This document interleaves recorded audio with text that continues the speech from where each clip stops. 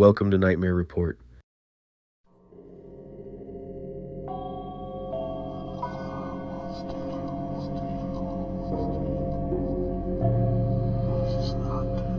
Story number 1. It started as something small. I left work later than usual, close to midnight. The streets weren't completely empty, but they were quiet in that uneasy way, like the city was holding its breath. Streetlights buzzed overhead, flickering just enough to make everything feel slightly off. My walk home was about 15 minutes. I'd done it hundreds of times. About 5 minutes in, I noticed someone behind me. Footsteps, not unusual. People walk this route all the time. Still, I glanced over my shoulder. A man, hoodie up, hands in his pockets. I kept walking. At first, I didn't think much of it, but after a minute or two, something started bothering me. The rhythm of his footsteps. They were matching mine. I slowed down slightly. So did he. I sped up. His footsteps picked up too. That's when the uneasiness turned into something sharper. I crossed the street. A few seconds later, I heard it. His shoes hitting the pavement behind me again. He crossed too. Now my chest felt tight. I told myself not to panic. Maybe he just lived in the same direction. Maybe I was overthinking. I turned down a side street I never used. It was longer, darker, and had fewer houses.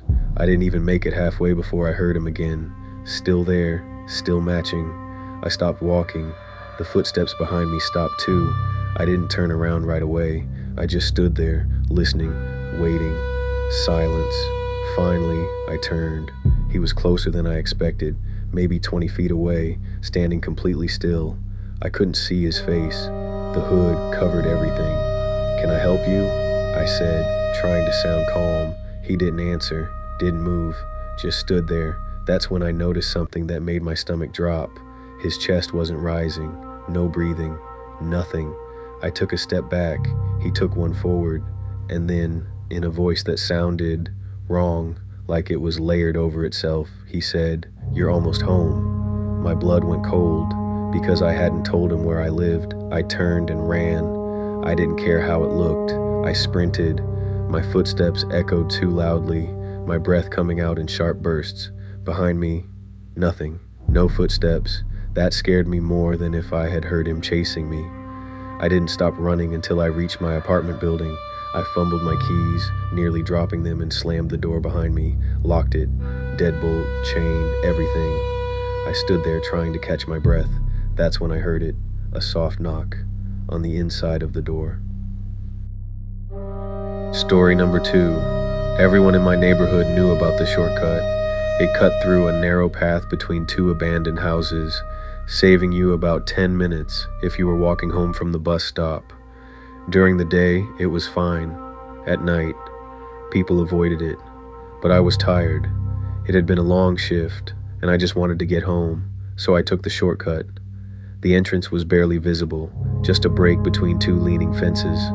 The moment I stepped in, the sounds of the street faded behind me, too fast, like someone had turned the volume down. The path was darker than I remembered.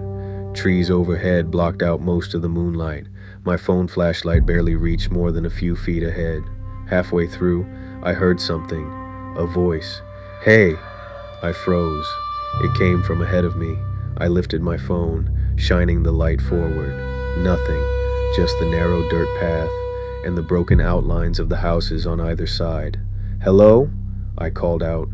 No response. I kept walking. A few steps later, "Don't!" This time it came from behind me. I spun around so fast I almost lost my balance. Empty. No one there. My heart was pounding now. "This isn't funny," I said, louder than I meant to. Silence. Then, from my left, right next to me, wrong way, I jumped back, nearly tripping. My flashlight shook wildly, scanning the darkness. Still nothing, but I could feel it, that horrible feeling of not being alone. I started walking faster, then I was almost running. The path should have ended by now. It was never this long, but it kept going and going and going. Panic started creeping in. I turned around thinking maybe I'd somehow gone too far, but behind me, There was no entrance anymore, just more path, stretching into darkness. That's when the voice came back right behind my ear.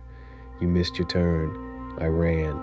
Branches scraped against my arms as I pushed forward, ignoring everything except the need to get out. Finally, I saw it. Light. The end of the path. I burst through, stumbling onto the sidewalk, gasping for air. Cars passed, streetlights hummed. Everything was normal again. I looked back. The shortcut was there. Short. Exactly how it had always been. Just a narrow path between two houses. No endless stretch. No darkness. No voices. I stood there for a long time, trying to calm down. Then my phone buzzed. A notification. A text from an unknown number. It said, "You took too long." Story number 3, I noticed it because of the streetlight. I was walking home around 11 p.m., hands in my jacket pockets, just replaying my day in my head. The street was empty, no cars, no people, just me and my shadow. It stretched out in front of me under the yellow glow of the streetlight. Normal, until I stepped forward, and it didn't. I stopped. My shadow kept moving, just a little, like it was catching up. I blinked, thinking it was my eyes playing tricks on me. Then it snapped back into place, perfectly aligned again. I let out a small laugh. Nerves, nothing more. I kept walking. The next streetlight came. This time, I watched carefully. Step, step, step, everything normal. Then, my shadow's arm lifted. I hadn't moved mine. I froze instantly. The shadow dropped its arm back down. My breathing got shallow. "Okay," I whispered, trying to ground myself. "You're tired, that's all." I stepped forward again, and this time, my shadow lagged behind, just slightly, like it was hesitating. I didn't like that, not at all. I picked up the pace, so did it, but the movements weren't perfectly synced anymore. There was a delay, a subtle disconnect, like it wasn't copying me, but trying to. I crossed into another pool of light, and that's when it happened. My shadow turned its head, slowly, looking directly at me. I couldn't breathe, because I hadn't moved. I didn't move, I couldn't, but the shadow, it took a step toward me, off the ground, detached. I stumbled backward, heart slamming in my chest. "No," I muttered. The shadow stretched unnaturally, pulling away from my feet, like it was peeling itself off the pavement. I turned and ran. I didn't care anymore. I just ran. Streetlight after streetlight blurred past me, but no matter where I went, there it was, always just behind me, catching up.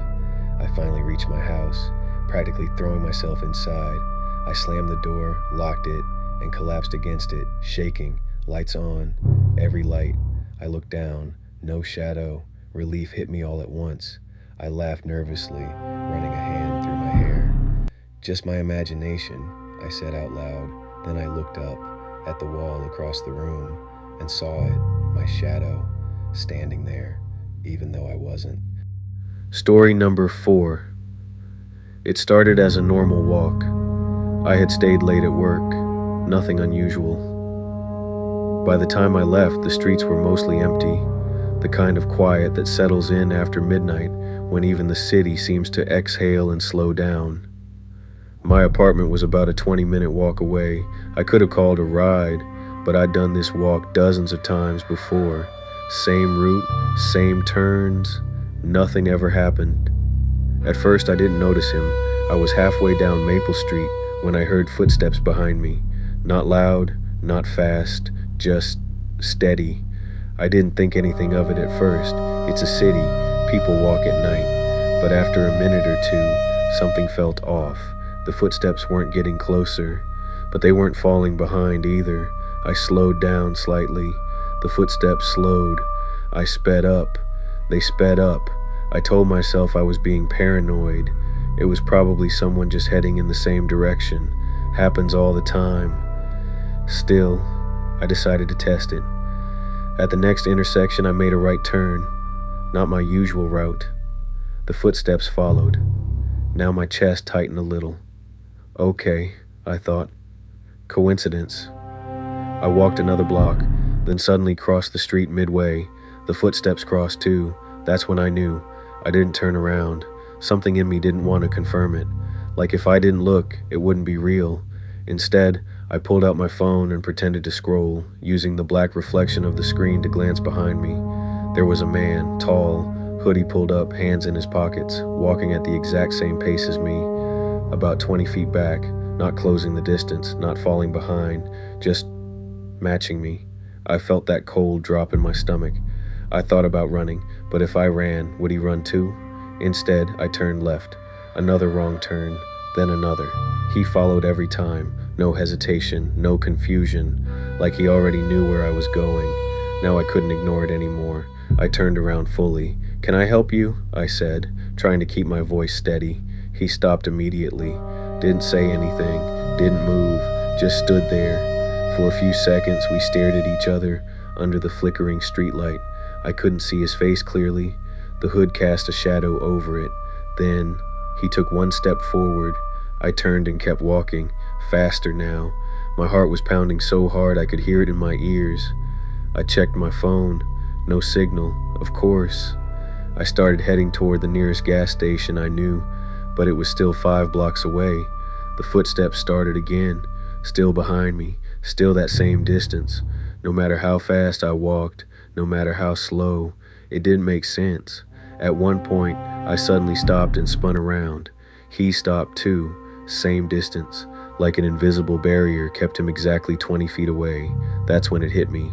He wasn't trying to catch me. He was hurting me, keeping me moving, keeping me away from something, or toward something.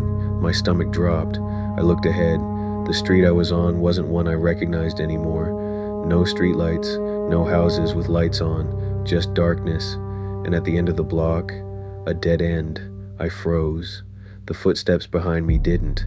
They kept coming this time, slow, measured, closer and closer. The distance was shrinking. I backed away, my breath shaking. No, no, no, no. Then I did the only thing I could think of. I ran, not forward, sideways, between 2 houses, cutting through a narrow alley I hadn't even noticed before. Trash bins scraped my arms as I pushed past. I didn't look back. I didn't stop running until I burst out onto a completely different street, bright, busy, with cars passing and people still out. I bent over, gasping for air. When I finally turned around, there was no one there, no footsteps, no man, nothing. I went home shaken, but safe. The next day, I checked a map. The street I had been on, it didn't have a dead end. It went straight through. But the alley I ran through, it didn't exist.